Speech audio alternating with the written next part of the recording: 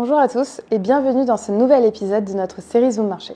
En termes de news flow, le mois de février a principalement été rythmé par les diverses annonces des droits de douane émises par le gouvernement Trump et par une potentielle résolution du conflit russo-ukrainien.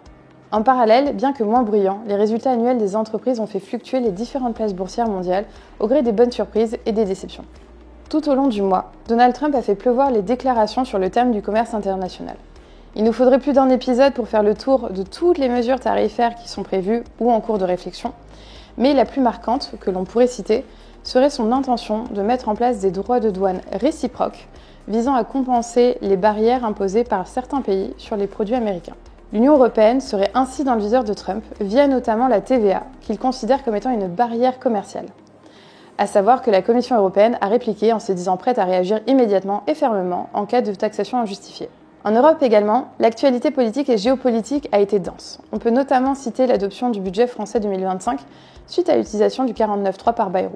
De même, outre-Rhin, les élections législatives ont été marquées par la victoire du CDSU-CSU avec 28,5% des suffrages, l'AfD arrivant en seconde position avec un score de 21%, tandis que le SPD d'Olaf Scholz a chuté à son niveau le plus bas depuis 1890. A priori, ce serait donc Friedrich Merz qui succéderait à Olaf Scholz au poste de chancelier. Merz a en outre exclu toute alliance avec l'AfD, la coalition la plus probable serait donc avec le SPD, ce qui leur assurerait une majorité confortable au Bundestag. Toutefois, les négociations s'annoncent compliquées et de nombreux sujets font l'objet de discussions, tels que le mécanisme de la dette, le budget lié aux dépenses militaires ou encore la réforme des retraites. Enfin, dans le cadre des discussions autour d'un cessez-le-feu entre la Russie et l'Ukraine, de nombreux enjeux semblent se disputer entre les blocs européens, russes et américains. De premières discussions entre la Russie et les États-Unis ont eu lieu, ainsi qu'entre les membres des pays européens. La question divise et reste pour le moment en suspens, les pays n'étant pas alignés quant à la réponse à apporter. Du côté des banques centrales, le président de la Fed, Jérôme Powell, a indiqué être préoccupé par les politiques commerciales et migratoires de Trump, ainsi que de ses répercussions potentielles sur l'inflation.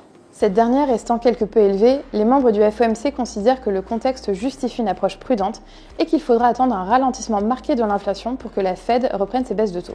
Christine Lagarde, la présidente de la BCE, s'est quant à elle estimée satisfaite des niveaux actuels de ces taux ainsi que du processus de désinflation, tout en mettant en garde contre les potentielles retombées négatives des tensions commerciales internationales sur l'inflation.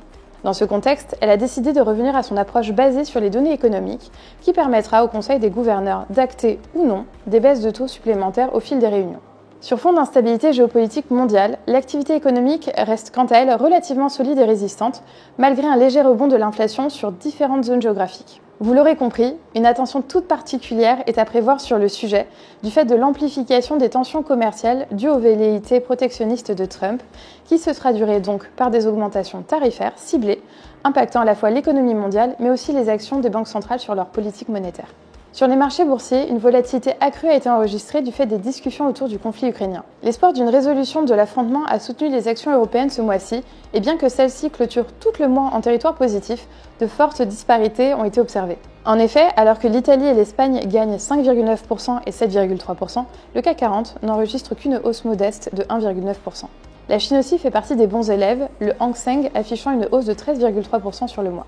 A contrario, le marché américain a terminé le mois en territoire négatif, reculant de 5,5% pour le Nasdaq et de 3% pour le S&P 500, impacté par les craintes inflationnistes. Merci d'avoir écouté ce Zoom Marché, nous vous donnons rendez-vous le mois prochain et en attendant, n'hésitez pas à contacter votre conseiller habituel ou à consulter nos actualités sur nos sites internet.